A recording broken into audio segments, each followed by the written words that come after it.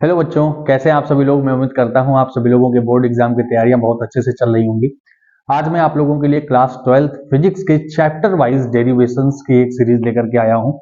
इसमें मैं हर एक चैप्टर में जितने भी डेरिवेटिव्स हैं मैं आपको सॉल्व करवाऊंगा और आप कोशिश करिए कि मेरे साथ साथ आप भी करते रहिए, क्योंकि हमारे बोर्ड एग्जाम में डेरिवेशंस बहुत इंपॉर्टेंस रखते हैं फिजिक्स सब्जेक्ट में।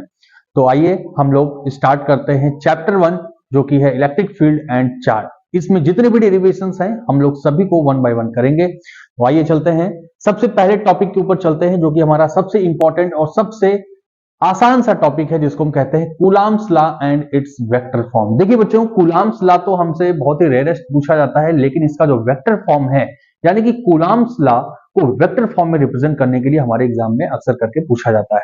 तो जरा सबसे पहले हम लोग रिवाइज कर लेते हैं कि कूलम्ब्स लॉ किसके बारे में बात करता है। तो हमें पता है कि जो दो चार्ज है हमारे पास, पॉजिटिव और निगेटिव, इनके बीच में लगने वाला जो अट्रैक्शन या फिर रिपल्सन का फोर्स होता है, इसी फोर्स को कैलकुलेट करने के लिए हम लोग कूलम्ब लॉ का यूज करते हैं। जो फोर्स होता है वो इन दोनों चार्ज के मैग्नीट्यूड के प्रोडक्ट के डायरेक्टली प्रोपोर्शनल होता है। यानी कि मैं अगर लिखना चाहूं तो मैं लिख सकता हूं कि F is directly proportional to Q1 Q2, Q1 Q2। और दूसरा स्टेटमेंट कहता है कि F is inversely proportional to the square of the distance between them. ठीक है, अकॉर्डिंग टू कूलम्ब्स लॉ, यानी कि दो चार्ज के बीच में लगने वाला जो अट्रैक्शन का या फिर रिपल्सन का फोर्स है, वो उन दोनों चार्ज के प्रोडक्ट के डायरेक्टली प्रोपोर्शनल होगा और उनके बीच की दूरी के स्क्वायर का इनवर्सली प्रोपोर्शनल होगा। ठीक है, अगर हम इसको सिंप्लीफाई करके लिखना चाहें तो हम इस तरह से भी लिख सकते हैं, F is proportional to Q1 Q2 upon R square. अब हमें पता है कि ये प्रोपोर्शनैलिटी सिंबल जब हम यहां से रिमूव करेंगे तो हमारे पास क्या आएगा, एक कांस्टेंट आएगा और उसका नाम होगा K। और इस K को हम क्या कहते हैं बेटा, इलेक्ट्रोस्टैटिक कांस्टेंट के नाम से जानते हैं। और इसकी वैल्यू होती है 1/4 पाई एप्सिलॉन नॉट 0। या फिर अगर न्यूमेरिक वैल्यू की बात करें तो इसकी न्यूमेरिक वैल्यू होती है 9 इंटू 10⁻⁹। ठीक है, अगर हम यूनिट्स की बात करें तो यहां से यूनिट आ जाएगी न्यूटन मीटर स्क्वायर पर कूलम्ब स्क्वायर। तो ये हो जाएगी न्यूटन मीटर स्क्वायर पर कूलम्ब स्क्वायर। ये हो गई हमारी किसकी, इलेक्ट्रोस्टैटिक कांस्टेंट की वैल्यू। अब यहां पर आपको एक और टर्म दिख रहा होगा जिसका नाम यहां पर है एप्सिलॉन नॉट। इसे हम क्या कहते हैं, इसे हम कहते हैं परमिटिविटी ऑफ फ्री स्पेस। ठीक है, और इसकी भी एक न्यूमेरिक फिक्स वैल्यू होती है जिसे हम कहते हैं 8.85 इंटू 10⁻⁻12 कूलम्ब स्क्वायर पर न्यूटन मीटर स्क्वायर। ठीक है, तो ये जो परमिटिविटी ऑफ फ्री स्पेस है, ये चार्ज जिस भी मीडियम में रखे गए हैं उनकी मीडियम पे डिपेंड करता है। अगर हम मीडियम चेंज कर देंगे तो परमिटिविटी ऑफ फ्री स्पेस यानी कि एप्सिलॉन नॉट की वैल्यू भी क्या हो जाएगी, चेंज हो जाएगी। तो ये हमारा जो डेरिवेशन है या फिर कह सकते हैं कि जो कूलम्ब्स लॉ है, हम लोग इस तरीके से फॉर्म कर सकते हैं। और यहां पर जो हमारे पास ये इक्वेशन आया है, F इज इक्वल टू के Q1 Q2 upon R square, या इसको हम इस तरह से भी लिख सकते हैं, F is equal to 1/4 pi epsilon naught Q1 Q2 upon R square. यहां से हम दो चार्ज के बीच लगने वाले फोर्स के मैग्नीट्यूड को कैलकुलेट करते हैं। लेकिन अगर हमें उनके डायरेक्शन की जरूरत है, यानी कि जो फोर्स लग रहा है उसकी डायरेक्शन क्या है, तो इसीलिए इसके लिए हमें इसे क्या करना पड़ेगा, वेक्टर फॉर्म में रिप्रेजेंट करना होगा। तो आइए जरा हम लोग वेक्टर फॉर्म में इसे रिप्रेजेंट करते हैं। इसके लिए यहां पर ये देखिए हमारा फिगर है, हम यहां पर क्या करेंगे, दो चार्ज कंसीडर करेंगे। एक चार्ज मैंने कंसीडर किया Q1 और दूसरा चार्ज है Q2।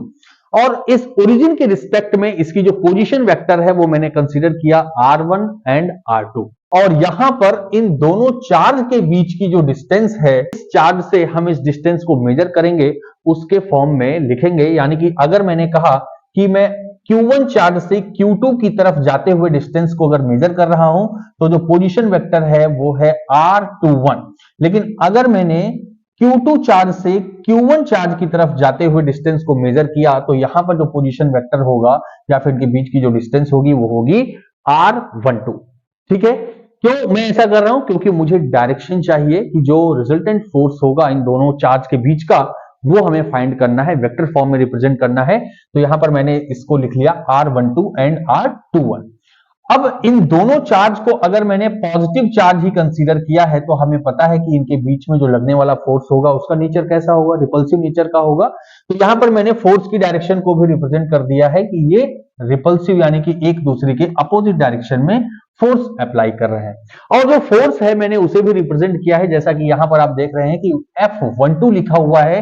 इसका मतलब force on charge Q1 due to charge Q2। ठीक है, यहां पर मेरे पास लिखा हुआ है F21 यानी कि force on charge 2 due to charge 1। ठीक है ना। तो अब यहां पर इन दोनों फोर्स में से मुझे किसी भी एक फोर्स को अगर कैलकुलेट करना है, जैसे सपोज किया मैंने मुझे F21 कैलकुलेट करना है, तो F21 कैलकुलेट करने के लिए मैं इसको वेक्टर फॉर्म में अगर लिखना चाहूंगा तो मैं इसे ऐसे लिखूंगा F21 force is equal to, अब देखिए यहां पर हमारे पास K तो है ही, तो मैं K की वैल्यू तो एज इट इज ऐसे ही लिख दे रहा हूं Q1 Q2। ठीक, अब जो हमारे पास आर स्क्वायर है वो चीज हमें यहां देखनी होगी।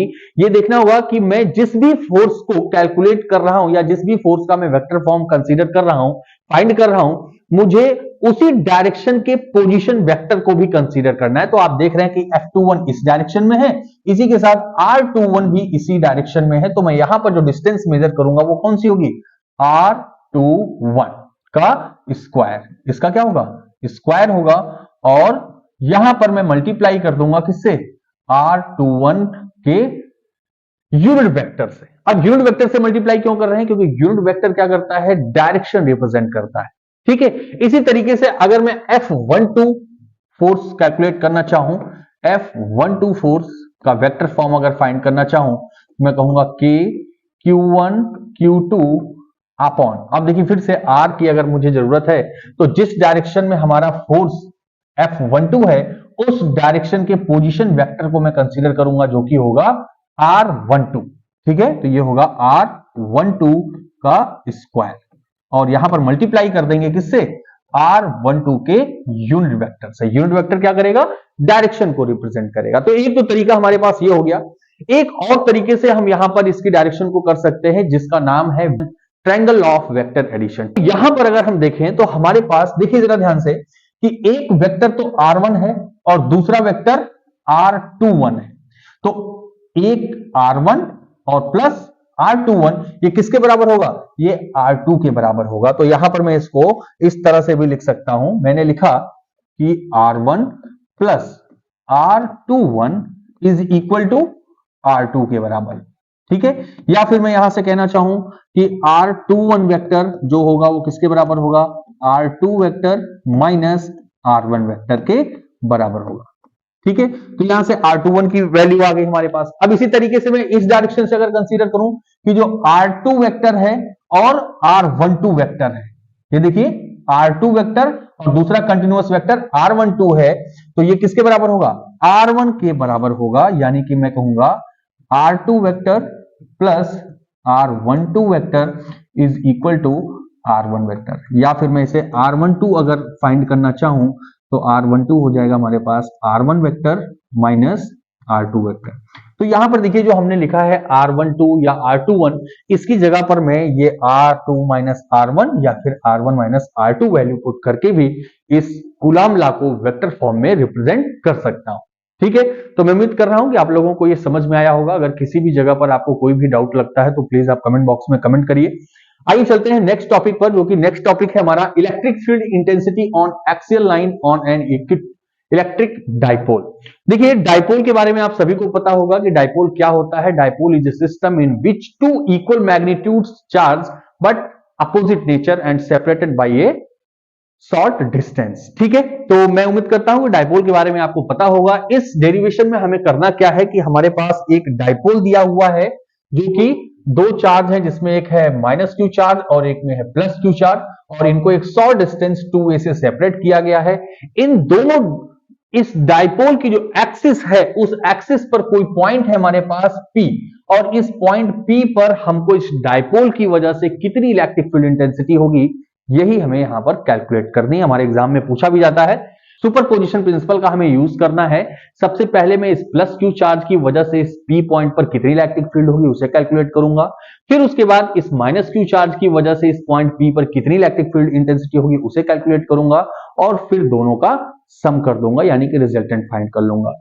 अब यहां पर अगर मैं कहता हूं कि ये जो प्लस क्यू चार्ज है पॉजिटिव नेचर है और ये पी पॉइंट यहां पर एक टेस्ट पॉजिटिव चार्ज है, तो इस क्यू चार्ज की वजह से इस पे जो इलेक्ट्रिक फील्ड इंटेंसिटी लग रही है किस डायरेक्शन में लग रही है, तो ये हमारी इस डायरेक्शन में लग रही है। मैंने इसको यहां पर कह दिया है E प्लस क्यू। ठीक है, ये क्यू चार्ज की वजह से है। और देखिए ये नेगेटिव चार्ज जो है हमारा, इसकी वजह से जो इस पॉइंट पर इलेक्ट्रिक फील्ड लग रही है उसकी डायरेक्शन कुछ इस डायरेक्शन में है, जिसको मैंने कह दिया E माइनस क्यू चार्ज की वजह से। ठीक है ना।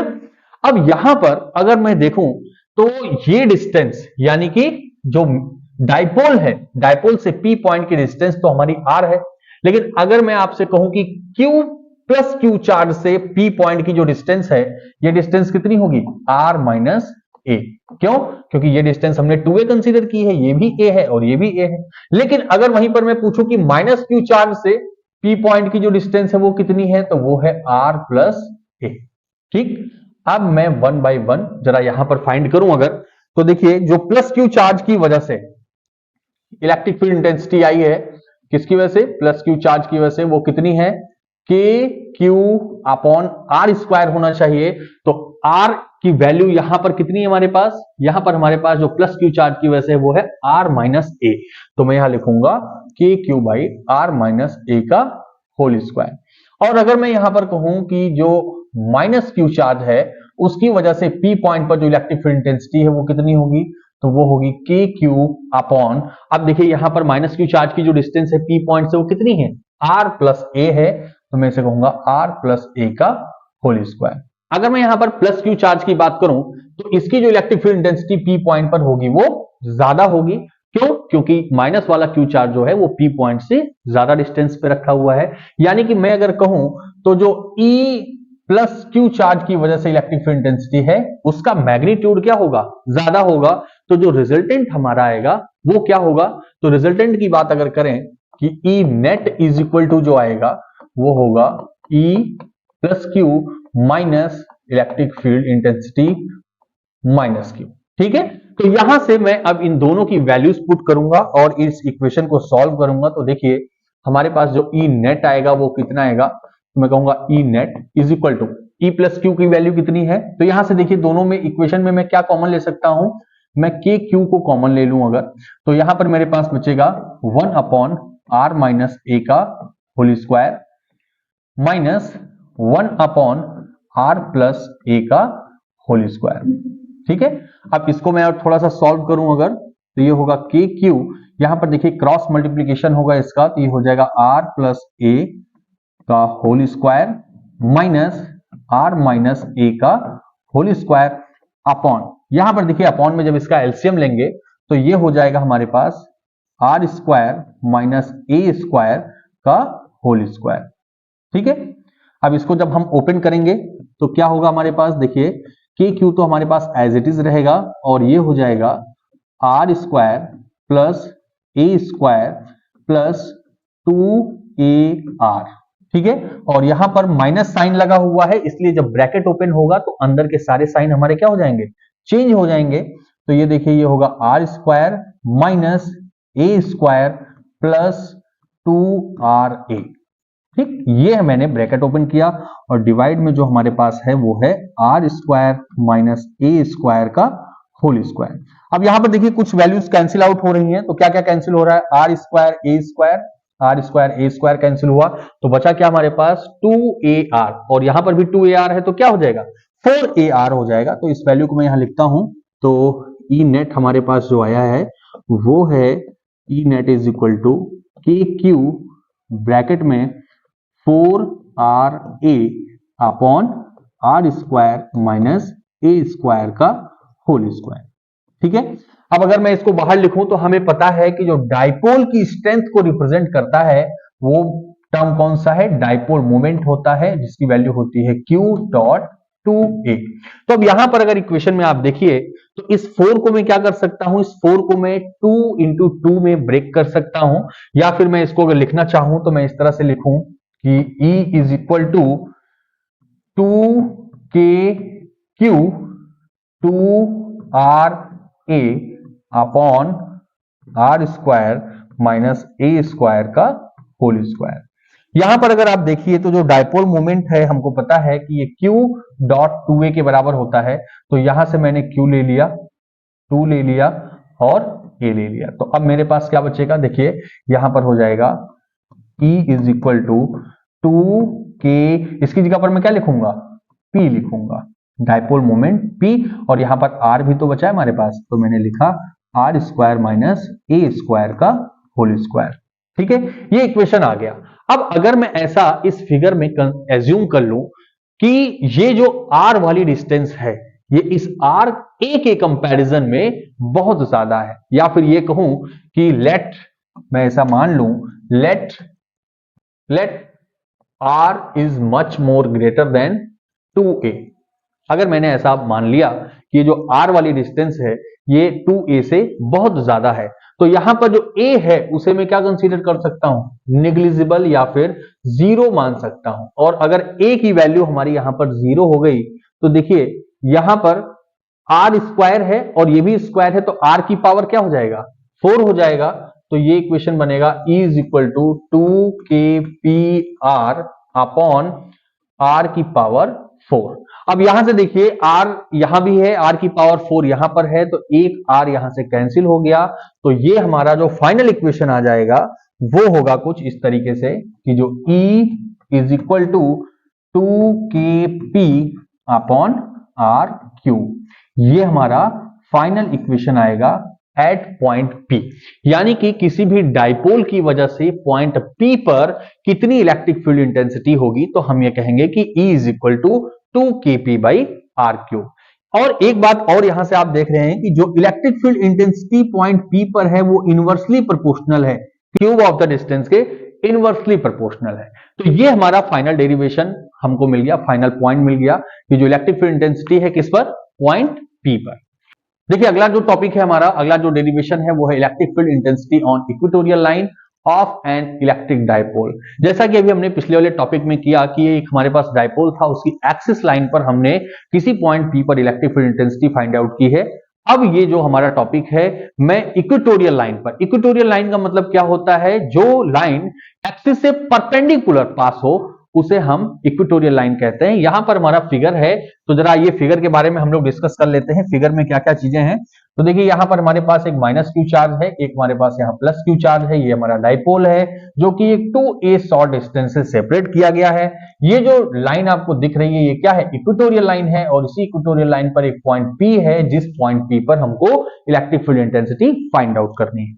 अब चूंकि देखिए यहां पर ये डिस्टेंस जो है PB और PA की डिस्टेंस हमारी सेम है, इसलिए जो माइनस क्यू चार्ज और प्लस क्यू चार्ज का मैग्नीट्यूड होगा इलेक्ट्रिक फील्ड इंटेंसिटी का P पॉइंट पर वो क्या होगा, इक्वल होगा। लेकिन जरा हम ये डिस्टेंस अगर कैलकुलेट कर लें, चूंकि ये डिस्टेंस होगी A, ये वाली डिस्टेंस भी होगी A, और ये डिस्टेंस है D, तो यहां पर अगर इस डिस्टेंस की बात करें तो हो जाएगा under root A square plus D square, और ये वाली डिस्टेंस भी हो जाएगी under root A square plus D square.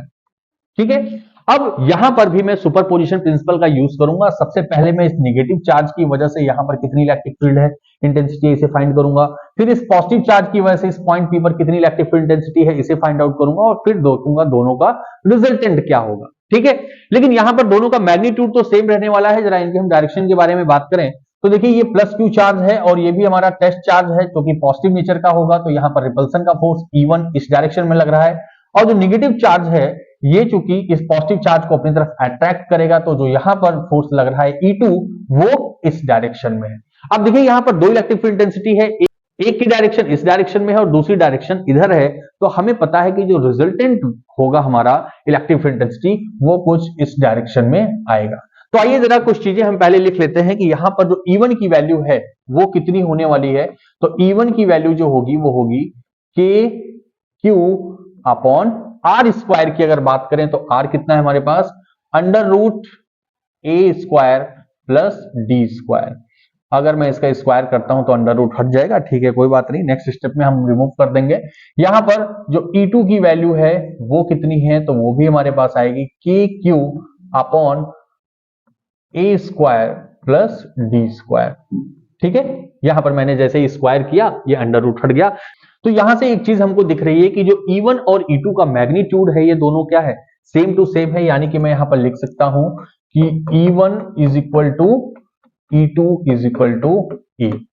ठीक, अब यहां पर अगर मुझे नेट इलेक्ट्रिक फील्ड चाहिए तो नेट इलेक्ट्रिक फील्ड के लिए मैं क्या करूंगा, या फिर रिजल्टेंट के लिए मैं क्या करूंगा कि ये जो E1 और E2 है इसके लिए मैं कंपोनेंट मेथड का यूज करूंगा। और कंपोनेंट मेथड क्या कहता है, देखिए मैं यहां पर इसका एक अलग सा डायग्राम बना दे रहा हूं जिससे कि थोड़ा सा क्लियरिटी हो, दिक्कत ना हो। ये हमारा है E2, ये हमारे पास है E1, ठीक है। और जो रिजल्टेंट हमारे पास आने वाला है उसकी जो डायरेक्शन है वो किस डायरेक्शन में होगा, जाहिर सी बात है वो इस डायरेक्शन में आएगा। अब यहां पर आप देख पा रहे हैं कि एंगल कितना है, थीटा, तो ये एंगल है हमारे पास थीटा, ये वाला एंगल भी है थीटा। तो सबसे पहले अगर मैं E1 के कंपोनेंट करता हूं तो E1 का जो एक कंपोनेंट होगा वो इस डायरेक्शन में होगा और दूसरा कंपोनेंट जो होगा वो इस डायरेक्शन में होगा। तो हमको पता है कि जो थीटा के साथ लगा हुआ कंपोनेंट होता है वो क्या होता है, वो होता है E1 cos थीटा, और ये वाला जो कंपोनेंट होगा वो होगा E1 sin थीटा। इसी तरीके से मैं अगर E2 के कंपोनेंट करूं तो एक कंपोनेंट हमारा इस डायरेक्शन में होगा और एक कंपोनेंट इसी डायरेक्शन में होगा जो कि होगा E2 cos थीटा, और ये वाला होगा E2 sin थीटा। अब जैसा कि मैंने कहा कि दोनों चार्ज की डिस्टेंस P पॉइंट से सेम है तो मैग्नीट्यूड भी सेम होगा, और अगर मैग्नीट्यूड सेम होगा तो जो E2 sin थीटा और E1 sin थीटा है ये दोनों एक दूसरे को क्या कर देंगे, कैंसिल आउट कर देंगे। तो जो रिजल्टेंट हमारा आ रहा है वो किस डायरेक्शन में आ रहा है, देखिए इस डायरेक्शन में आ रहा है, ठीक है। यानी कि अगर मैं E1 cos थीटा और E2 cos थीटा को ऐड कर दूं तो यही हमारा क्या होगा, रिजल्टेंट इलेक्ट्रिक फील्ड या फिर नेट इलेक्ट्रिक फील्ड हमारी होगी। तो यहां पर अगर मैं E नेट की बात करूं तो जो E नेट है वो होगा हमारा E1 cos theta plus E2 cos theta, ठीक है। अब यहां पर हमको पता है कि E1 is equal to E2 के बराबर है क्योंकि दोनों का मैग्नीट्यूड सेम है। तो मैं यहां पर इसे क्या लिख सकता हूं, मैं इसे लिखूंगा 2E cos थीटा, ठीक है ना, क्योंकि E1 E2 बराबर है इसलिए मैंने यहां पर डायरेक्टली लिख दिया 2E cos थीटा। अब E की वैल्यू कितनी हमारे पास, मैं वैल्यू पुट करता हूं तो E के क्यू अपॉन आर स्क्वायर, यानी कि E a square plus D square, ठीक है। और यहां पर cos थीटा की वैल्यू अगर मुझे चाहिए तो देखिए आप, ये जो हमारे पास ट्रायंगल दिख रहा है हमको, ठीक है, PAO या फिर POB, कोई भी एक ट्रायंगल ले लें। यहां पर देखिए कि ये वाला जो एंगल है हमारा, ये जो एंगल है वो क्या है, थीटा है। तो जाहिर सी बात है ये वाली लाइन क्या होगी, परपेंडिकुलर होगी, ये क्या होगी, बेस होगी, और ये क्या होगी, हमारी हाइपोटेनियस होगी। तो यहां पर अगर मैं cos थीटा की वैल्यू फाइंड करूं जो कि होगा बेस अपॉन हाइपोटेनियस, तो बेस की वैल्यू कितनी है हमारे पास, बेस की वैल्यू है a और हाइपोटेनियस है हमारे पास अंडर रूट ए स्क्वायर प्लस डी स्क्वायर। तो यहां पर मैं cos थीटा की जगह पर लिखूंगा a अपॉन, अब देखिए यहां पर अंडर रूट में है तो मैं इसे क्या लिख सकता हूं, मैं इसे लिख सकता हूं a square plus D square की पावर 1/2, ऐसा भी तो लिख सकता हूं। तो यहां पर इसको जब मैं सिंप्लीफाई करूंगा तो ये होगा 2kqa अपॉन ए स्क्वायर प्लस डी स्क्वायर की पावर 3/2, ठीक है। अब यहां पर ये हमारे पास नेट इलेक्ट्रिक फील्ड है। अब मैंने जैसा कि पिछले वाले क्वेश्चन में बताया था कि जो डायपोल की स्ट्रेंथ को बताने वाला टर्म होता है जिसे हम कहते हैं डायपोल मोमेंट, हम कहते हैं कि P इज इक्वल टू क्या होता है, Q इंटू 2A। तो हम यहां पर देखें तो यहां पर हमारे पास 2 भी है, Q भी है और A भी है। तो इसकी जगह पर मैं इसे लिख सकता हूं कैसे, E इज इक्वल टू, ये हो जाएगा KP अपॉन ए स्क्वायर प्लस डी स्क्वायर की पावर 3/2। अब यहां पर अगर मैं कंसीडर करूं कि ये जो d वाली डिस्टेंस है इस 2a के कंपैरिजन में बहुत ही ज्यादा है, ठीक है, ये जो d डिस्टेंस है ये 2a के कंपैरिजन में बहुत ज्यादा है। तो मैंने लेट किया यहां पर, let d is much more greater than, d is much more greater than 2a। तो यहां पर जो 2a या फिर a की वैल्यू होगी वो क्या मैं मान सकता हूं, 0 मान सकता हूं। तो अगर मैं ऐसा करता हूं तो हमारे पास जो ये फाइनल इक्वेशन बन के आएगी, देखिए d इज ग्रेटर देन, तो ये वाली जो वैल्यू होगी वो क्या हो जाएगी, लगभग 0 हो जाएगी। और ये देखिए जब d को मैं ब्रैकेट से बाहर करूंगा तो 3/2 है, तो ये 2 क्या हो जाएगा, कैंसिल हो जाएगा, और d की पावर क्या आएगी, 3 आएगी। तो जो फाइनल मेरे पास इलेक्ट्रिक फील्ड इंटेंसिटी आएगी वो आएगी Kp अपॉन क्या है, d की पावर 3, यानी कि dq, ये हमारे पास वैल्यू आएगी।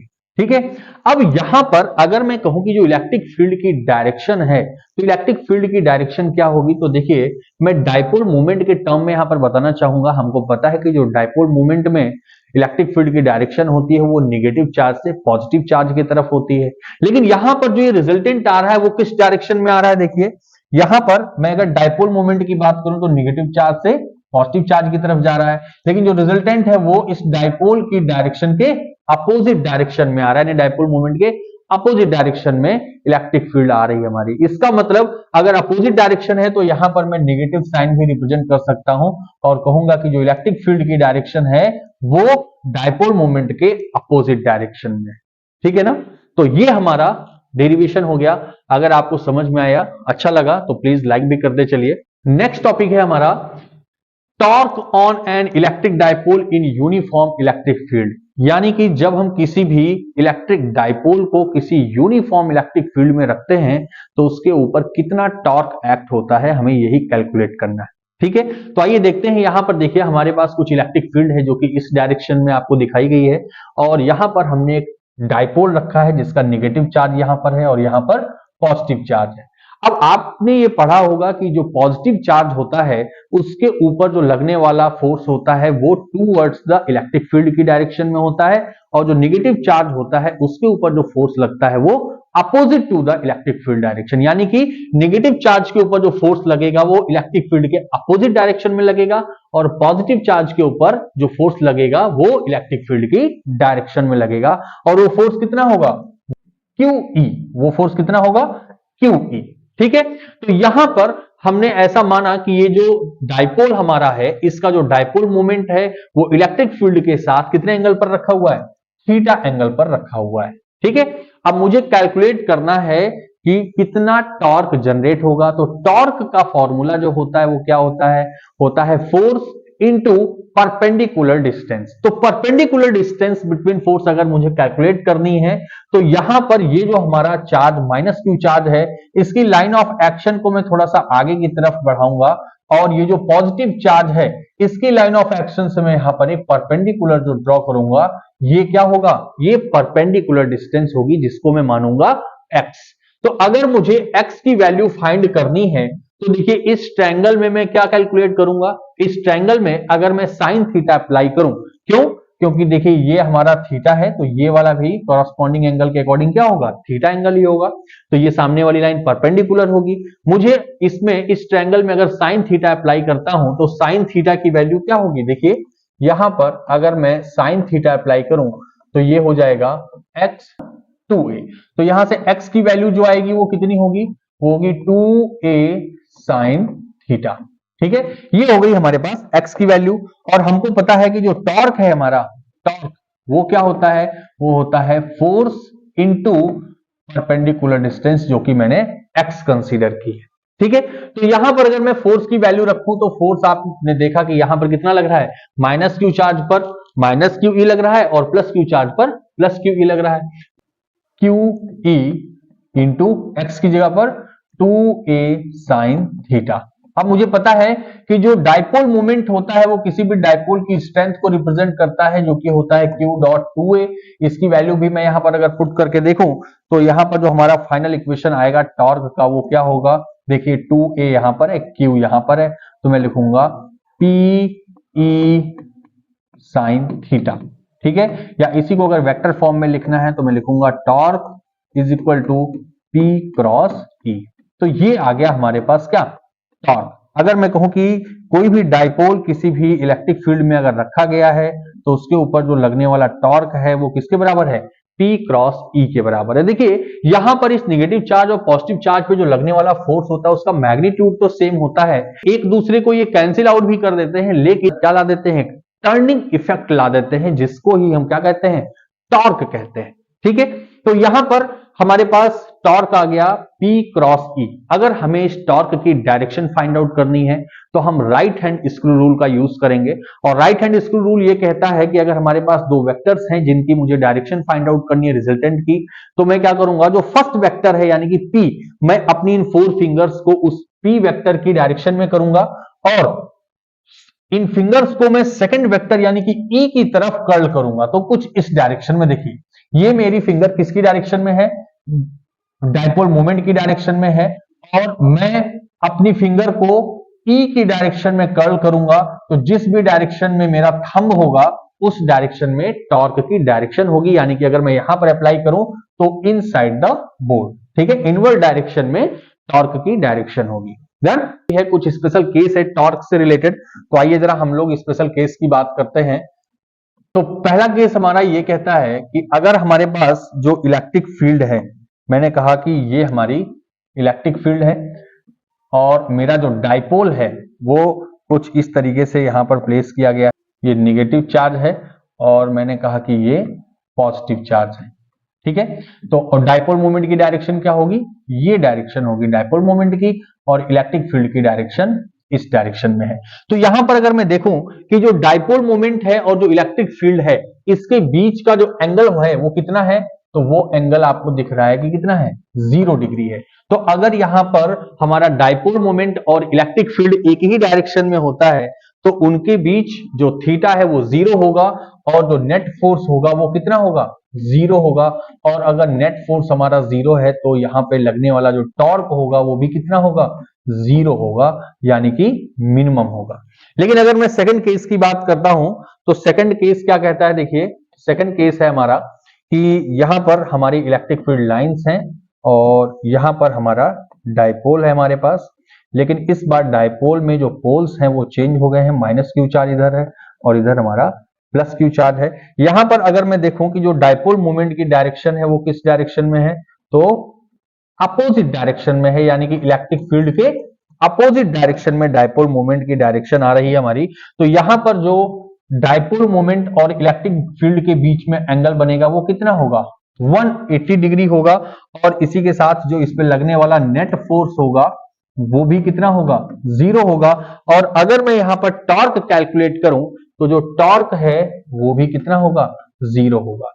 हमारे एग्जाम में कभी कभी एमसीक्यू में पूछा जाता है कि अगर ऐसी केस बनती है जब डाइपोल मोमेंट या फिर टॉर्क अगर 0 है तो इस कंडीशन को हम लोग क्या कहते हैं, स्टेबल इक्विलिब्रियम, ठीक है। और ये जो कंडीशन है यहां पर थीटा 180 है, इसे हम बोलते हैं अनस्टेबल, ठीक है, अनस्टेबल इक्विलिब्रियम। क्यों ऐसा बोलते हैं, तो देखिए जो हमारा डाइपोल है वो इस यूनिफॉर्म इलेक्ट्रिक फील्ड में ये पहली वाली जो कंडीशन है इस कंडीशन में खुद से ही आना चाहता है, यानी कि हमें इसके लिए कोई भी एक्सटर्नल फोर्स इस पे लगाने की जरूरत नहीं है। क्यों, क्योंकि जो पॉजिटिव चार्ज है इसके ऊपर तो इलेक्ट्रिक फील्ड की डायरेक्शन में ही फोर्स लग रहा है और नेगेटिव चार्ज पर इलेक्ट्रिक फील्ड की अपोजिट डायरेक्शन में फोर्स लग रहा है। तो इस कंडीशन में मुझे लाने की जरूरत नहीं है। लेकिन अगर मैं इस डाइपोल को इस तरह से रोटेट कर देता हूं तो इसके लिए मुझे क्या करना पड़ेगा, इसके ऊपर फोर्स लगाना पड़ेगा, जिसकी वजह से हम इसे क्या कहते हैं, अनस्टेबल इक्विलिब्रियम कहते हैं और इस कंडीशन को स्टेबल इक्विलिब्रियम की कंडीशन कहते हैं, ठीक है। तो अगर आपके सामने ये टॉपिक आए तो आप ऐसा ना हो कि अनजान रहे। चलिए आइए नेक्स्ट टॉपिक के बारे में बात करते हैं, इलेक्ट्रिक फ्लक्स, ठीक है। यानी कि जब किसी भी सरफेस से कुछ इलेक्ट्रिक फील्ड लाइंस पास होती हैं तो उसे हम बताने के लिए एक टर्म का यूज करते हैं जिसे हम कहते हैं इलेक्ट्रिक फ्लक्स। और इलेक्ट्रिक फ्लक्स की जो डिफिनीशन है ये देखते हैं, the total number of electric field lines passing normally through an area is called electric flux. यानी कि किसी भी गिवन एरिया से जो भी इलेक्ट्रिक फील्ड लाइंस पास हो रही हैं उन्हीं को हम कहते हैं इलेक्ट्रिक फ्लक्स। यानी कि जब किसी एरिया को हमने दिया, जैसे मैंने कहा कि ये एक गिवन एरिया है और इस गिवन एरिया से पास होने वाली जितनी भी इलेक्ट्रिक फील्ड लाइंस हैं इस डायरेक्शन में जैसे ही आएंगे मैं इन्हें क्या कहूंगा, इलेक्ट्रिक फ्लक्स कहूंगा, ठीक है। और ये जो इलेक्ट्रिक फ्लक्स होता है ये किन किन फैक्टर्स पे डिपेंड करता है, तो आइए जरा देखते हैं।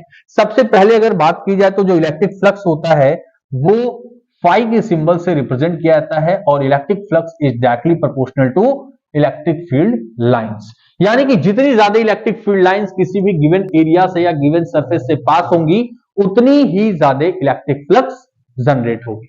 फिर अगर दूसरे पॉइंट की बात की जाए तो जो इलेक्ट्रिक फ्लक्स होता है वो डायरेक्टली प्रोपोर्शनल होता है किसके, एरिया के, यानी कि एरिया जितना ज्यादा होगा गिवन सरफेस का उतनी ही ज्यादा इलेक्ट्रिक फ्लक्स हमको मिलेगी। जैसे मैंने कहा कि मेरे पास ये एक एरिया है और एक यहां पर मैंने एक छोटा सा एरिया ऐसे कंसीडर कर लिया, तो अब बताइए कि ज्यादा इलेक्ट्रिक फ्लक्स आपको कहां से मिलेगा, तो जाहिर सी बात है जिसका एरिया ज्यादा होगा वहां से हमें इलेक्ट्रिक फ्लक्स ज्यादा मिलेगा। थर्ड पॉइंट की अगर बात की जाए तो इलेक्ट्रिक फ्लक्स किस पे डिपेंड करता है, तो electric flux is depend on cos theta. ठीक है, अब ये वाला पॉइंट जरा आपको समझना जरूरी है कि ये कॉस थीटा पर कैसे डिपेंड करता है। देखिए यहां पर मैं अगर आपसे कहूं कि ये हमारी इलेक्ट्रिक फील्ड लाइंस है, ठीक है, और मैंने जो सरफेस दी हुई है वो कुछ इस डायरेक्शन में प्लेस कर दी। अब जो इस सरफेस का एरिया वेक्टर होगा, एरिया वेक्टर की डायरेक्शन किधर होगी, वो इस डायरेक्शन में होगी। अब ये एरिया वेक्टर और जो इलेक्ट्रिक फील्ड की डायरेक्शन है वो इस डायरेक्शन में है, यानी कि यहां पर जो थीटा की वैल्यू है वो कितनी होगी, वो 90 डिग्री होगी। और अगर cos 90 की बात की जाए, यानी कि यहां थीटा कितना बनना है, 90 डिग्री बनना है, तो थीटा cos 90 कितना होता है, 0 होता है। लेकिन अगर मैं बात कहूं कि ये हमारी इलेक्ट्रिक फील्ड लाइंस है और यहां पर मैंने एक सरफेस कुछ इस तरह से रखी है। अब यहां पर देखिए जो हमारा एरिया वेक्टर होगा, एरिया वेक्टर इस डायरेक्शन में है, इसको मैंने एन कैप से रिप्रेजेंट किया, और इलेक्ट्रिक फील्ड भी इसी डायरेक्शन में है, तो यहां पर जो थीटा होगा वो कितना होगा, 0 होगा। ठीक है, अब यहां पर अगर देखा जाए तो कौन सा वो फंक्शन है जो 0 डिग्री पर मैक्सिमम वैल्यू दिखाता है और 90 डिग्री पर मिनिमम वैल्यू दिखाता है, तो cos थीटा वो फंक्शन है, यानी कि cos 0 की वैल्यू होती है 1 और cos 90 की वैल्यू होती है 0। तो इसीलिए मैंने कहा कि यहां पर जो इलेक्ट्रिक फ्लक्स है वो डायरेक्टली प्रोपोर्शनल होगा किसके, cos थीटा के। क्यों, क्योंकि देखो जब मैं एरिया वेक्टर और इलेक्ट्रिक फील्ड लाइन के बीच का एंगल 0 कह रहा हूं तो यहां पर मुझे इस केस में मैक्सिमम इलेक्ट्रिक फ्लक्स मिल रहा है। ठीक है, यहां पर मुझे मैक्सिमम इलेक्ट्रिक फ्लक्स मिल रहा है, लेकिन यहां पर जो इलेक्ट्रिक फ्लक्स है वो मिनिमम मिल रहा है। ठीक है ना, तो इसको देखते हुए मैंने कहा कि जो इलेक्ट्रिक फ्लक्स है वो cos थीटा पर डिपेंडेंट है। तो इसको अगर मैं सिंप्लीफाई करूं तो यहां लिखूंगा कि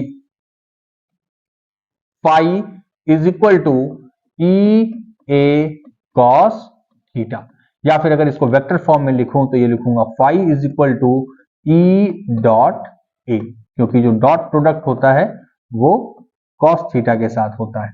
ठीक है, तो ये हमारा आ जाता है क्या, इलेक्ट्रिक फ्लक्स।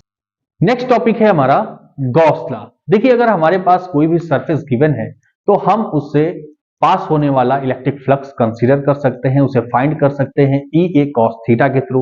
लेकिन अगर हमारे पास कोई भी एक क्लोज सरफेस गिवन है और उस क्लोज सरफेस से पास होने वाला अगर मुझे इलेक्ट्रिक फ्लक्स फाइंड करना है तो उसके लिए मैं क्या करूंगा, मैं उस क्लोज सरफेस को छोटे छोटे एरिया एलिमेंट्स में ब्रेक कर लूंगा और हर एक एरिया एलिमेंट से पास होने वाले इलेक्ट्रिक फ्लक्स को कैलकुलेट करके उन सभी इलेक्ट्रिक फ्लक्स का वेक्टर सम कर दूंगा। और इसी को सिंप्लीफाई या आसान करने के लिए हमारे पास एक लॉ है जिसको हम कहते हैं गॉस लॉ, और गॉस लॉ के थ्रू हम किसी भी क्लोज सरफेस से पास होने वाला जो इलेक्ट्रिक फ्लक्स होता है उसे कैलकुलेट करते हैं। तो आइए जरा देखते हैं कि गॉस लॉ का स्टेटमेंट क्या कहता है। कहता है the total electric flux passing over A close surface in vacuum is 1 by epsilon naught times of the total charge inside the surface। यानी कि गॉस लॉ के अकॉर्डिंग गॉस लॉ ने हमको ये बताया कि अगर मेरे पास कोई भी एक क्लोज सरफेस है उसके अंदर जितना भी चार्ज रखा हुआ है उस चार्ज से निकलने वाली जो इलेक्ट्रिक फील्ड लाइंस हैं वही हमारी इलेक्ट्रिक फ्लक्स होंगी। या फिर मैं अगर कहूं कि गॉस ने ये कहा कि किसी भी क्लोज सरफेस के अंदर जितना भी चार्ज है, जितना भी चार्ज रखा हुआ है, अगर मैं उसको एप्सिलॉन नॉट से डिवाइड कर दूं तो इलेक्ट्रिक फ्लक्स की वैल्यू इनके रेशियो के बराबर होगी। या फिर इस तरीके से भी कह सकते हैं कि किसी भी क्लोज सरफेस से पास होने वाला जो इलेक्ट्रिक फ्लक्स है उस क्लोज सरफेस के अंदर रखे हुए चार्ज और एप्सिलॉन नॉट के रेशियो के बराबर होगा। अगर इसे मैथमेटिकली लिखना चाहें तो हम इस तरह से भी लिख सकते हैं कि जो फ्लक्स है वो integration of a close surface E dot D S is equal to ये होगा Q in upon epsilon naught.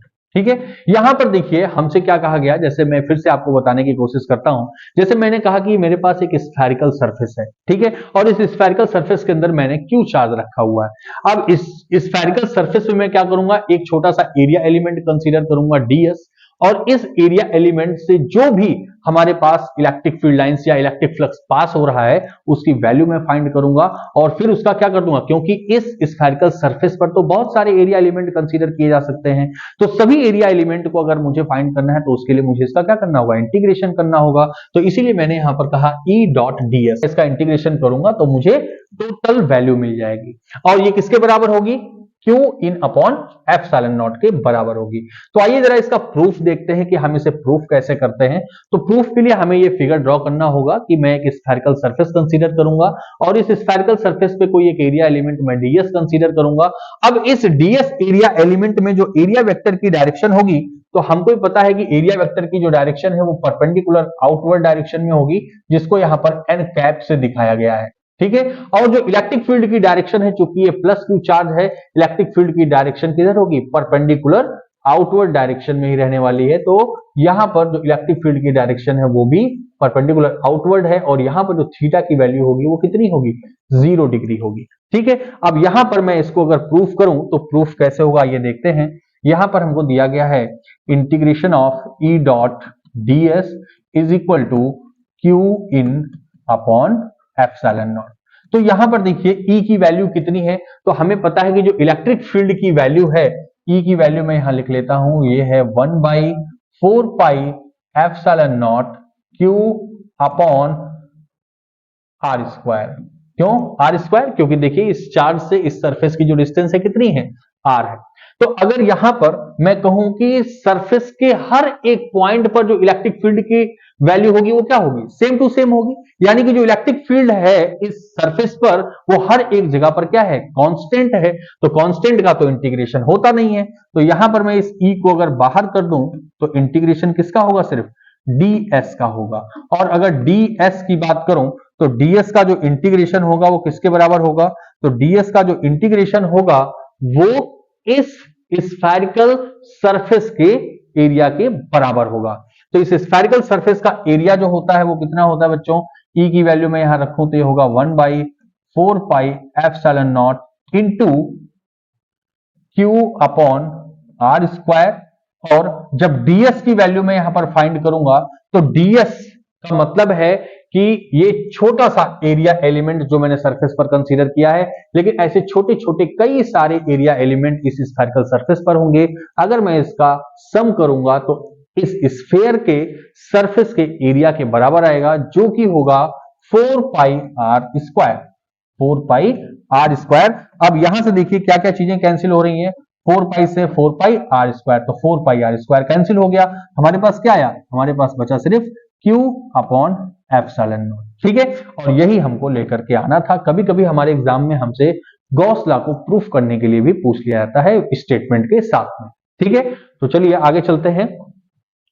तो यहां पर कुछ इंपॉर्टेंट पॉइंट्स हैं जो मैं आपको बताना चाह रहा हूं। तो देखिए सबसे पहला इंपॉर्टेंट पॉइंट ये है कि अगर हमारे पास शेप या फिर गॉसियन सरफेस हमको चाहे जैसे दे दी जाए, लेकिन अगर चार्ज का मैग्नीट्यूड सेम है तो उससे पास होने वाला जो इलेक्ट्रिक फ्लक्स होगा उसकी वैल्यू भी सेम होगी। जैसे कि मैंने कहा कि यहां पर जो Q की वैल्यू है, यहां जो Q की वैल्यू है और यहां जो Q की वैल्यू है ये सेम है, इसका मैग्नीट्यूड सेम है, लेकिन देखिए अलग अलग क्लोज सरफेसेस मैंने कंसीडर की है, तो इन तीनों क्लोज सरफेस से पास होने वाला जो इलेक्ट्रिक फ्लक्स होगा वो भी क्या होगा, सेम होगा। किस केस में, जब चार्ज का मैग्नीट्यूड सेम है। इसे आप ध्यान रखिएगा, कभी कभी आपके एप्लीकेशन के फॉर्म में ये यूज हो जाएगा।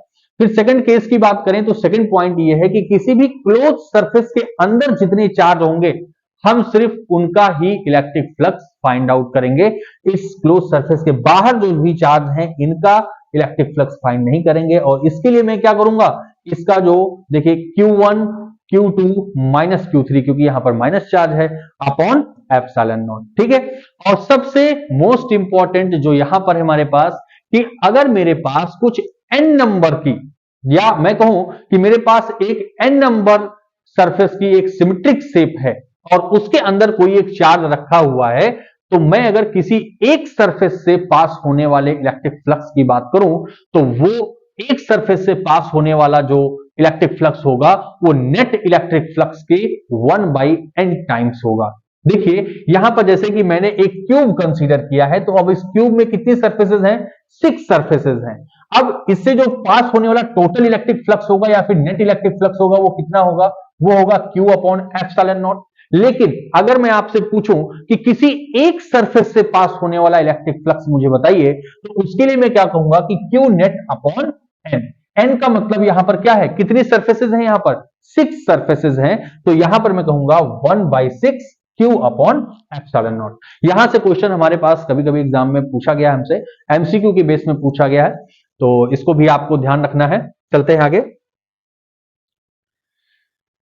नेक्स्ट टॉपिक जो हमारा है वो गॉस लॉ का एप्लीकेशन है और electric field due to a uniformly charge straight wire, यानी कि हमारे पास एक स्ट्रेट वायर है जिसपे चार्ज का डिस्ट्रीब्यूशन यूनिफॉर्मली हुआ है और इससे r डिस्टेंस पे एक पॉइंट है P। इस पॉइंट P पर हमको फाइंड करना है क्या? हमको इस पॉइंट P पर इलेक्ट्रिक फील्ड फाइंड आउट करनी है जो कि इस यूनिफॉर्मली चार्ज वायर से r डिस्टेंस पे रखा हुआ है। तो चलिए ये जरा फिगर के बारे में पहले बात कर लेते हैं। यहां पर जो हमारी ये चार्ज वायर है इसकी लेंथ मैंने मान लिया कि कुछ इनफाइनाइट वायर है या L कुछ भी डिस्टेंस हम मान सकते हैं।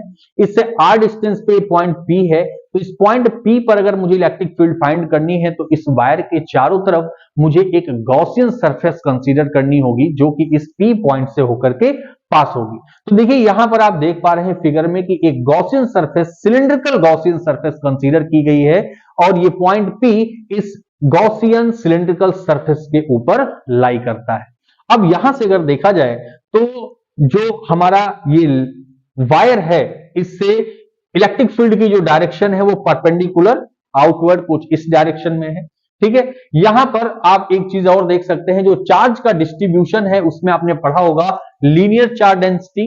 तो लीनियर चार्ज डेंसिटी यहां पर लैम्डा बताई गई है। इसका मतलब यह होता है चार्ज पर यूनिट लेंथ, यानी कि एक यूनिट लेंथ में चार्ज का डिस्ट्रीब्यूशन किस अकॉर्डिंग हुआ है। तो यहां पर अगर मुझे ये पता करना हो कि ये जो हमारा गॉसियन सिलिंड्रिकल सरफेस हमने कंसीडर किया है इसमें कितने चार्ज एग्जिस्ट कर रहे हैं, क्योंकि मुझे इनक्लोज यानी इनक्लोज सरफेस के अंदर चार्ज चाहिए, तो यहां पर अगर देखूंगा मैं तो ये होता है lambda is equal to Q by L. और अगर मुझे सिर्फ क्यू की वैल्यू चाहिए किसके अंदर, इस एल लेंथ के अंदर या फिर इस सिलेंडर के अंदर, तो वो होगा लैम्डा इंटू एल के बराबर। अब यहां पर अगर मैं गॉस लॉ को अप्लाई करूं तो गॉस लॉ हमारा क्या कहता है, तो गॉस लॉ तो हमारा कहता है integration of E dot D S is equal to Q in upon epsilon naught, ये हमारा गॉस लॉ कहता है। लेकिन अगर यहां पर देखें तो ये जो हमारा सिलिंड्रिकल शेप है यहां पर हमको 3 सरफेसेस मिल रही हैं। पहली सरफेस कौन सी मिल रही है, तो फर्स्ट वाली ये एक सर्कुलर सरफेस मिल रही है, सेकंड भी हमको यहां पर नीचे एक सर्कुलर सरफेस मिल रही है, एंड थर्ड वन ये जो सिलेंडर का कर्व्ड सरफेस है ये हमको एक थर्ड सरफेस मिल रही है। अगर मैं फर्स्ट सरफेस की बात करूं तो फर्स्ट सरफेस का जो एरिया वेक्टर है वो किस डायरेक्शन में है, तो जो एरिया वेक्टर है वो परपेंडिकुलर आउटवर्ड कुछ इस डायरेक्शन में, जिसको मैं एन कैप से रिप्रेजेंट कर रहा हूं, और जो इलेक्ट्रिक फील्ड की डायरेक्शन है वो कुछ इस डायरेक्शन में है, जो कि यहां पर थीटा कितना बनना है, एरिया वेक्टर और इलेक्ट्रिक फील्ड के बीच में 90 डिग्री का। इसी तरीके से जो सेकंड सर्कुलर सरफेस है वहां पर भी जो एरिया वेक्टर है वो परपेंडिकुलर आउटवर्ड डायरेक्शन में है और जो इलेक्ट्रिक फील्ड की डायरेक्शन है वो कुछ इस डायरेक्शन में है, जिससे कि थीटा इज इक्वल टू कितना हो रहा है, 90 डिग्री हो रहा है। लेकिन अगर मैं इस थर्ड कर्व्ड सरफेस की बात करूं और मैंने एक छोटा सा यहां पर एक एरिया एलिमेंट कंसीडर किया, तो जो एरिया वेक्टर की डायरेक्शन है वो इस डायरेक्शन में है, जिसको मैंने एन कैप कहा, और जो इलेक्ट्रिक फील्ड की डायरेक्शन है इस पॉजिटिव चार्ज की वजह से ही वो भी इसी डायरेक्शन में है, इलेक्ट्रिक फील्ड भी। तो यहां पर जो थीटा की वैल्यू होगी वो कितनी होगी, 0 डिग्री होगी। ठीक है ना, तो यहां देखिए मैंने एंगल डिसाइड कर दी है। अब यहां पर मैं तीनों अलग अलग सरफेसेस के लिए गॉस लॉ अप्लाई करूंगा। तो यहां पर मैं अगर फर्स्ट सरफेस की बात करता हूं तो ये होगा integration of first surface E D S cos 90, ठीक है, प्लस सेकंड सरफेस के लिए मैं कहूं तो ई D S cos 90। Third surface की बात करूं तो ये होगा ई डी एस कॉस 0 और ये किसके बराबर होगा, Q in upon epsilon naught. ठीक है। अब यहां पर देखिए cos 90 की वैल्यू कितनी होती है, तो cos 90 की वैल्यू होती है 0। तो मैं यहां पर cos 90 को अगर एलिमिनेट कर दूं तो हमारे पास जो बच करके आएगा वो आएगा E D S is equal to Q in upon epsilon naught. अब यहां पर देखिए जो ये ई की वैल्यू है, इलेक्ट्रिक फील्ड की वैल्यू है, ये इस गॉसियन सरफेस के हर एक पॉइंट पर कांस्टेंट होगी। क्यों? क्योंकि इससे जो डिस्टेंस है हर एक पॉइंट पर कितनी है, आर डिस्टेंस ही है, तो हर एक पॉइंट पर क्या होगी, ई की वैल्यू सेम होगी। या फिर मैं कह सकता हूं कि ई की वैल्यू कांस्टेंट होगी, तो मैं इसके बाहर कर लूं और यहां पर होगा ये D S is equal to Q in की जगह पर मैं क्या लिख सकता हूं, लेमडा इंटू एल। तो क्यू ई की जगह पर मैंने लिखा lambda into L upon epsilon naught. अब देखिए जो डीएस है ये मैंने एरिया एलिमेंट कहां कंसीडर किया है, इस गॉसियन सिलिंड्रिकल सरफेस के कर्व्ड सरफेस एरिया पर मैंने कंसीडर किया है। तो अगर मुझे डीएस का इंटीग्रेशन करना है तो वो किसके बराबर आएगा, वो इस सिलेंडर के कर्व्ड सरफेस एरिया के बराबर आएगा। और कर्व्ड सरफेस एरिया कितना होता है किसी भी सिलेंडर का, वो होता है 2 पाई आर एल के बराबर होता है, और ये बराबर होगा lambda into L upon epsilon naught. यहां से देखिए जो एल एल की वैल्यू है वो क्या हो जाएगी, कैंसिल आउट हो जाएगी, और जो हमारे पास इलेक्ट्रिक फील्ड आएगी वो कितनी आएगी, वो आएगी E is equal to lambda upon 2 pi R epsilon naught. ठीक है, और ये जो हमारा इक्वेशन आया यही हमारा क्या है, इस पॉइंट P पर इलेक्ट्रिक फील्ड की वैल्यू है। ठीक है ना, तो मेरे ख्याल से ये आपको समझ में आया होगा। अच्छा लगा है तो प्लीज इसको लाइक भी करिए और अपने दोस्तों को भी शेयर करते रहिए। आगे चलते हैं। नेक्स्ट टॉपिक है हमारा, ये भी गॉस का ही एप्लीकेशन है, जो कि है electric field due to infinite plane sheet. अब इस प्लेन शीट की वजह से मैं किसी पॉइंट P पर electric field intensity find out करूंगा। तो जरा पहले इस फिगर के बारे में बात कर लेते हैं। देखिए ये हमारे पास एक प्लेन शीट है जिसके ऊपर पॉजिटिव चार्ज यूनिफॉर्मली डिस्ट्रीब्यूटेड है। देखिए यहां पर लिखा भी है uniformly charge infinite plane sheet है, और इससे आर डिस्टेंस पर, कौन सी आर डिस्टेंस है, तो इस प्लेन शीट से ये जो डिस्टेंस है इसको मैं कहूंगा आर डिस्टेंस पर एक पॉइंट है यहां पर P, और इस पॉइंट P पर हमको फाइंड करनी है इलेक्ट्रिक फील्ड। तो इसके लिए मैं क्या करूंगा, एक गॉसियन सरफेस कंसीडर करूंगा, और आपको यहां दिख रहा है कि ये जो गॉसियन सरफेस है कैसी है, सिलिंड्रिकल गॉसियन सरफेस है। ठीक है, जिसके ऊपर ये पॉइंट P लाई कर रहा है। अब यहां पर देखिए जो गॉसियन सरफेस है ये इस प्लेन शीट को भी क्रॉस करते हुए गया है। इसका मतलब कि यहां पर जब इस गॉसियन सरफेस ने इस प्लेन शीट को कट किया है तो इसमें कितने चार्ज एग्जिस्ट कर रहे हैं, इसको हम फाइंड करते हैं किससे, सरफेस चार्ज डेंसिटी के थ्रू। क्योंकि सरफेस चार्ज डेंसिटी का मतलब है चार्ज पर यूनिट एरिया, यानी कि चार्ज का जो डिस्ट्रीब्यूशन है वो एक यूनिट एरिया में कितना किया गया है। तो अगर मुझे ये पता करना है कि इस सर्कुलर रीजन में कितने चार्ज हैं, तो वो मैं कंसीडर कर सकता हूं Q enclosed is equal to sigma into A से। ठीक है, अब यहां पर भी वही कंडीशन हमारे पास है कि हमारे पास तीन सरफेसेस हमको दी गई है। कौन कौन सी, फर्स्ट सरफेस यहां पर है जो कि सर्कुलर है, सेकंड सरफेस ये है, ये भी सर्कुलर है, एंड थर्ड ये सिलेंडर की कर्व्ड सरफेस है। ठीक है ना, अब इन तीनों के लिए अगर मैं एरिया वेक्टर और इलेक्ट्रिक फील्ड के बीच का एंगल देखूं तो यहां पर देखिए ये जो हमारी फर्स्ट कर्व सरफेस है इसमें जो हमारा एरिया वेक्टर है वो परपेंडिकुलर आउटवर्ड डायरेक्शन में एन कैप है, और चूंकि पॉजिटिव सीट हमारी इस तरीके से रखी है तो इलेक्ट्रिक फील्ड की डायरेक्शन भी इसी डायरेक्शन में होगी। तो यहां पर जो थीटा होगा वो कितना हो जाएगा, 0 डिग्री हो जाएगा। और सेम एज इट इज जो हमारी सेकंड सर्कुलर सरफेस है यहां पर भी जो थीटा होगा वो कितना हो जाएगा, 0, क्योंकि सीट हमारी यहां है, इलेक्ट्रिक फील्ड की डायरेक्शन ये है, और जो हमारा क्रॉस सेक्शन एरिया है उससे जो एरिया वेक्टर की डायरेक्शन है वो भी हमारी इसी डायरेक्शन में है। लेकिन अगर मैं इस कर्व्ड सरफेस पर कोई एक एरिया एलिमेंट कंसीडर करता हूं तो उस एरिया एलिमेंट के अकॉर्डिंग जो एरिया वेक्टर की डायरेक्शन होगी वो अपवर्ड डायरेक्शन में, और इलेक्ट्रिक फील्ड की डायरेक्शन इस डायरेक्शन में, यानी कि थर्ड जो सरफेस है हमारी उसके लिए थीटा की वैल्यू आएगी वो कितनी आएगी, 90 डिग्री आएगी। ठीक है, अब मैं इन तीनों सरफेसेस के लिए यहां पर गॉस लॉ को अप्लाई करता हूं। तो गॉस लॉ हमारा क्या कहता है, integration of E dot ds is equal to Q in upon epsilon naught.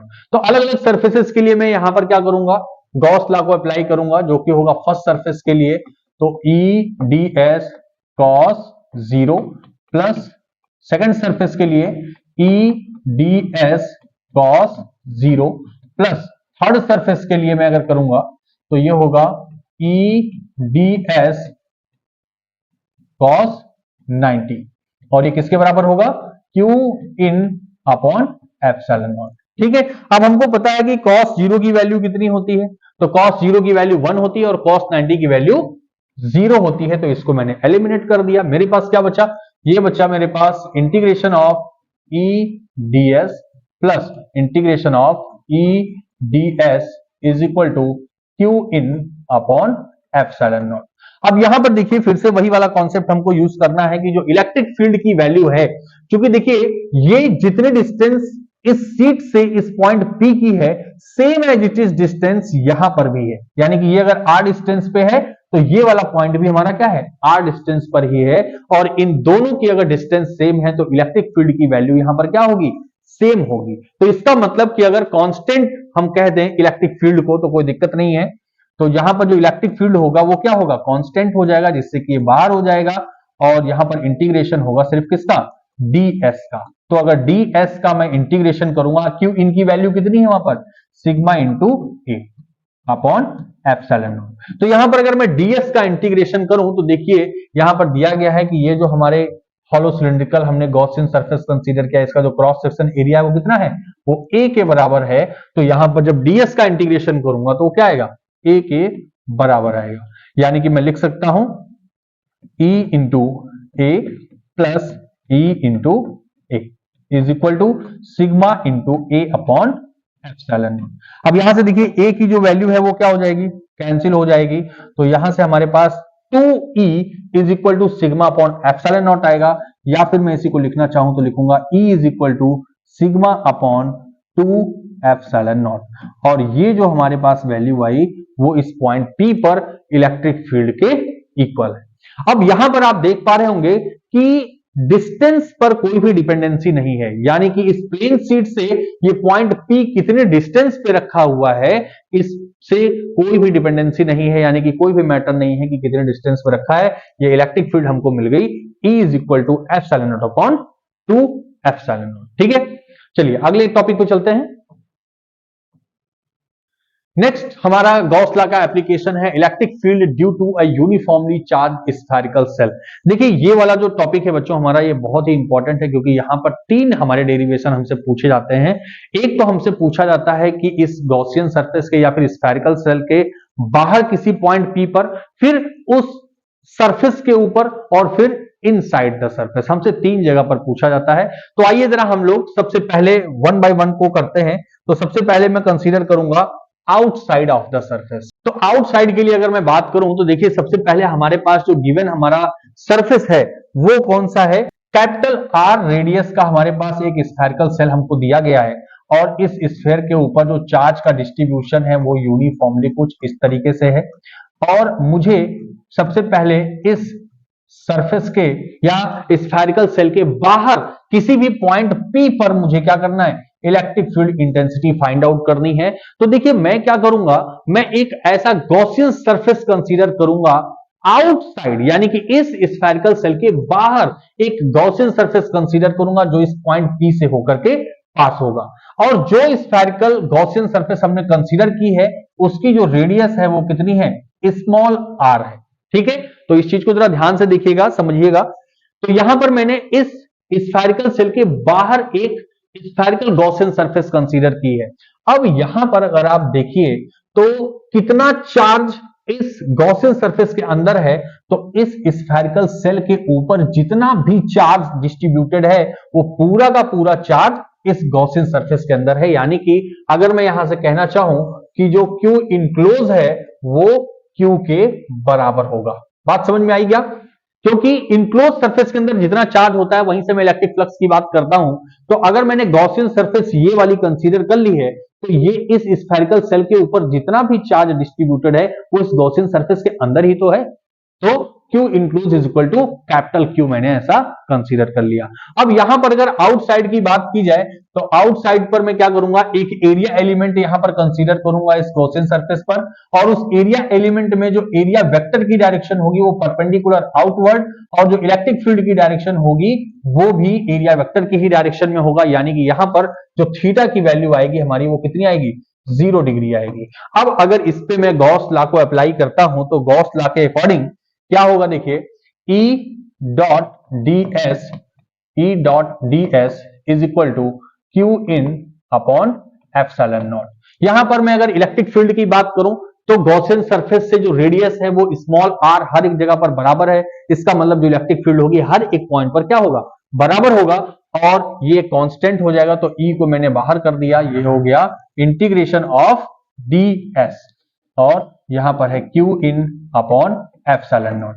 अब जब इस ds का मैं इंटीग्रेशन करूंगा तो जो इंटीग्रेशन होगा इस स्फेरिकल सेल का वो कितने के बराबर होगा, तो हमको पता है कि एक स्फेयर का जो इंटीग्रेशन होता है वो होता है 4 पाई r स्क्वायर के बराबर होगा, और ये आ जाएगा, देखिए Q इन की जगह पर मैं क्या लिख सकता हूं, capital Q upon epsilon not.